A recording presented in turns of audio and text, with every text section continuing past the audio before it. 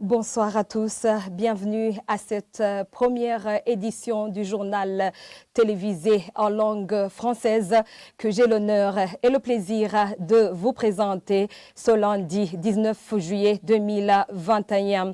D'abord, les titres.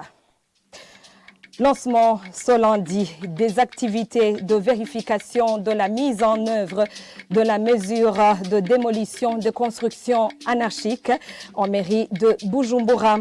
Les propriétaires des maisons détruites déplorent que les techniciens envoyés par le ministère de l'Intérieur ne font que le constat sans toutefois donner plus de lumière alors qu'il y en a qui voudraient reconstruire. Vous allez le suivre dans ce journal.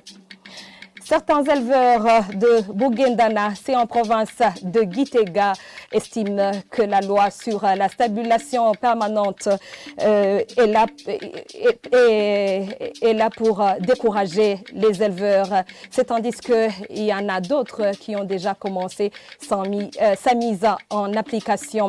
Et avant de refermer ce journal en actualité internationale, on vous parle de ces pluies torrentielles qui ont ravagé plusieurs villes de l'Europe occidentale. Voilà pour le sommaire et bienvenue encore une fois.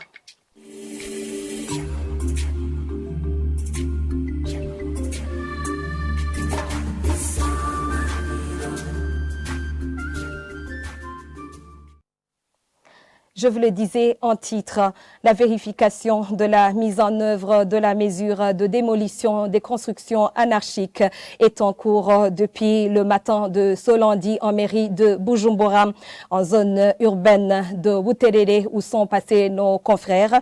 Les propriétaires des maisons détruites déplorent que les techniciens envoyés par le ministère de l'Intérieur ne font que le constat sans toutefois donner de lumière et ils demandent la réponse immédiate à leurs inquiétudes afin de pouvoir reconstruire. C'est un reportage signé Sheila Irambona et Berthier Mugiraneza. Nous sommes en zone urbaine de Buterere, au quartier Kiang 1, où s'effectue une descente des ingénieurs envoyés par le ministère de l'Intérieur, de la Sécurité publique et du Développement communautaire. Ils vérifient que les constructions qui vont au-delà des 3 mètres de la route asphaltée ont été démolies comme récemment recommandé par ce ministère. Les habitants de Buterere disent être satisfaits de cette mesure visant, selon eux, à assainir la ville. Je soutiens les mesures qui se prennent de redresser la situation, d'assainir la ville. C'est dans l'intérêt de tout le monde. Toutefois, d'autres propriétaires d'infrastructures démolies se disent lésés. Ils déplorent le fait qu'ils ont été sommés de démolir alors qu'ils ont construit au-delà des 3 mètres. Je viens de discuter avec les techniciens. Je leur ai montré tous les documents de cette parcelle ainsi que les croquis. Eux-mêmes viennent de constater que j'étais en règle malgré les signes de croix qu'on avait apposés sur ma parcelle. Mais je m'étais conformé à la loi comme vous le voyez. Après la vérification de ces ingénieurs, ces habitants indiquent qu'ils attendent le feu vert pour la reprise de leur construction et demandent aux services concernés de leur donner la réponse dans les brefs délais. En réalité, je n'ai pas eu de réponse satisfaisante. J'ai demandé à ces techniciens comment je viens de démolir pour la 2e fois alors que je suis en règle, en témoignent les documents que je vous ai montrés. Alors je leur ai demandé si je devais, oui ou non, continuer à construire.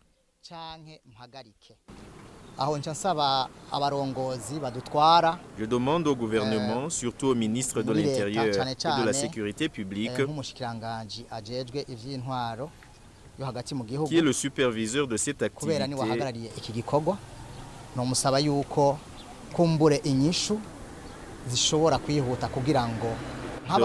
à mes préoccupations pour le bien de nos familles, pour le bien de tous, afin d'éviter des démolitions qui ne sont pas conformes à la loi. Ce travail qui débute ce lundi prendra fin vendredi prochain, après vérification dans toutes les communes de la mairie de Bujumbura.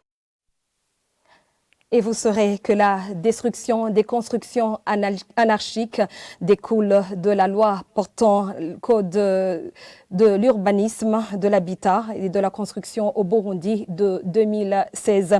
Et pour le député Pamphile Malaika, cette loi aurait dû être vulgarisée 5 ans avant sa mise en application afin d'éviter la prolifération de ces constructions anarchiques et ainsi éviter des pertes pour l'État comme pour la population. Il faudrait éviter les 2 poids, 2 mesures, suggère cet élu du peuple. Suivez le député Pamphile Malaika. Après avoir voté ces lois, aussi pertinentes, il devrait suivre la vulgarisation de ces lois. Or, ce n'est pas la tâche des parlementaires. La vulgarisation revient au ministère sectoriel qui doit mettre en application cette loi et qui doit mettre aussi en place les textes d'application. Or, le constat est que cette loi date de 2016 et aujourd'hui nous sommes en 2021, donc d'ici là ça fait déjà 5 ans. On se demande pourquoi on n'a pas mis en œuvre, en pratique, directement, après l'adoption de cette loi, après la promulgation de cette loi, on n'a pas pu mettre en vigueur cette loi et qu'on a dû attendre 5 ans.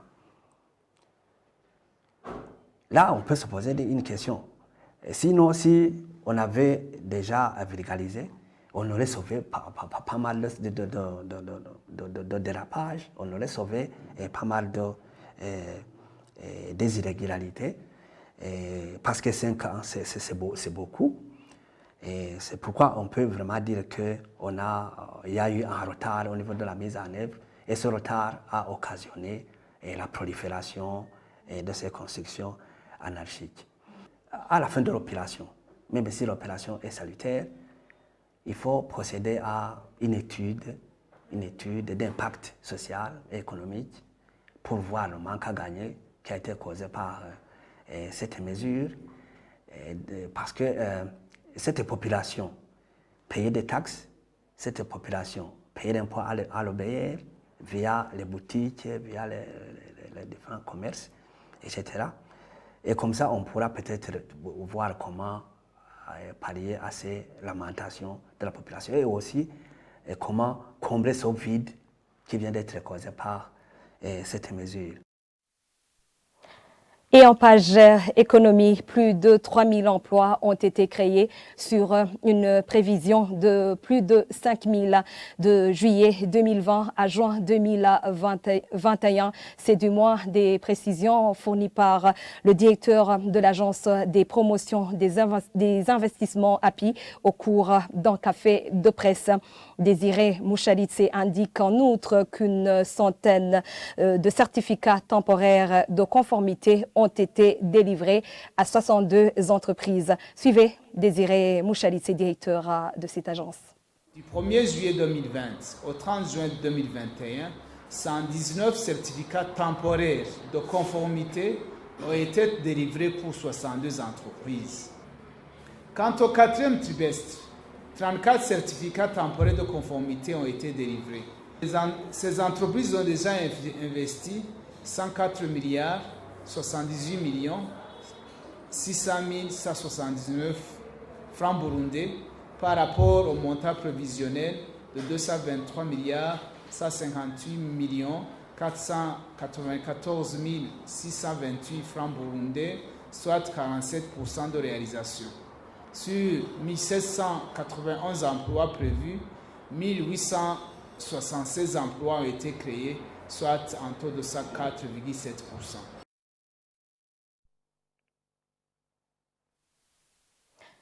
Je vous le disais en titre, les éleveurs de la colline Huitare en commune Bugendana, c'est en province de Gitega, divergent sur la mise en application de la loi régissant la stabulation permanente à partir du 4 octobre prochain. De son côté, le ministre en charge de l'élevage dit que les éleveurs de Bururi et Mngaro sont réticents et selon la récente campagne menée par ce ministère, Eli Nibel Nibigira pour plus de détails. Sur la cellule Nyakigati de la colline Vitale en commune Bugendana de la province Gitega se trouvent différents éleveurs.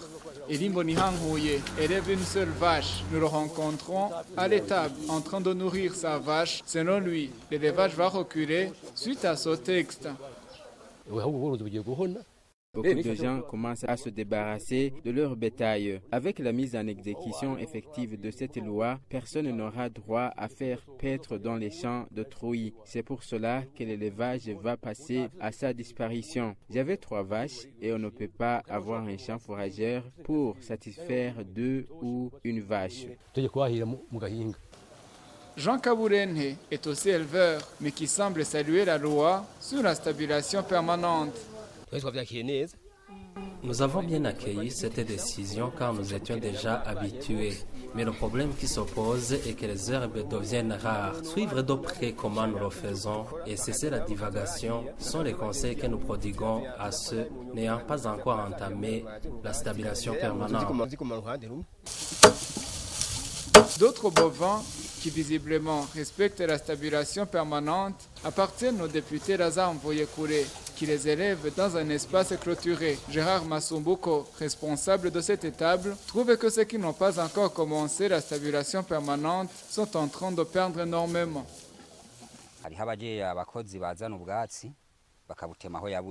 Nous avons des ouvriers qui coupent les herbes là où on les a plantées. Si elles s'achèvent, on achète. Qu'ils comprennent cette loi du moment qu'on l'avait annoncée à l'avance. Le ministre de l'Environnement, Agriculture et Élevage trouve que le délai de grâce accordé aux éleveurs suffit. Toutefois, le ministre Deogi Derulema dit que certaines provinces restent réticentes. Un délai de 2 à 3 ans a été accordé pour les préparatifs. On a tenu des campagnes de sensibilisation à l'endroit de la population pour se préparer en conséquence. Nous constatons que certaines provinces présentent des manquements ou inquiétudes, notamment les provinces d'Omngaro et Bururi, provinces qui arguent avoir assez de champs pour la divagation. La loi sur la stabilisation permanente doit être mise en application depuis le 4 octobre prochain, selon ce texte du 4 octobre 2018. Et avant de refermer ce journal, cette page internationale, une aide d'urgence d'au moins 300 millions d'euros, telle est la promesse faite par la chancelière allemande Angela Merkel pour la reconstruction de la zone de Rhénanie-Palatinat, une des régions les plus touchées par les pluies torrentielles qui ont ravagé plusieurs villes de l'Europe occidentale. Et pour les milliers de personnes qui ont perdu leurs proches et leurs maisons, la reconstruction semble bien loin. Suivez ce reportage de nos confrères de Euronews. 4 jours après les inondations catastrophiques qui ont ravagé leur ville et fait de nombreux morts, les habitants de Bad Neuenahr-Ahrweiler vident leurs maisons de la boue, de tout ce qui a été saccagé. Les voisins se sont réunis pour s'entraider. Il y a aussi beaucoup de bénévoles qui sont venus nous aider et qui nous fournissent de l'eau, du café, de la nourriture, et je les remercie du fond du cœur. Et il y a aussi le conducteur de pelleteuse qui est venu avec la pelleteuse de son entreprise et qui bénévolement fait des allers-retours 13 heures par jour depuis avant-hier pour transporter nos déchets hors de la rue. Cette zone de Rhénanie-Palatinat dans le sud-ouest de l'Allemagne est l'une des régions les plus sinistrées. On y déplore la perte de 112 personnes sur un total de 160 dans le pays. La chancelière allemande a promis une aide d'urgence d'au moins 300 millions d'euros qui sera présentée mercredi par le gouvernement avant un vaste programme de reconstruction de plusieurs milliards d'euros. Mais pour les milliers de personnes qui ont perdu leur maison, la reconstruction semble pour l'instant bien loin. En Belgique, un nouveau bilan de 31 morts a été établi hier soir par les autorités qui disent rechercher encore 163 citoyens. Les pluies torrentielles ont dévasté une grande partie de l'Europe occidentale. Dans des centaines de villes et villages du Pays-Bas, le nettoyage a commencé lorsque les fortes pluies ont cessé et que le niveau des eaux a commencé à baisser. Des régions de Pologne, de République tchèque, du Luxembourg et de Suisse ont aussi été touchées par des précipitations records. Le long travail de nettoyage commence à peine. Et voilà, c'est la fin de cette édition. Merci de nous avoir suivis.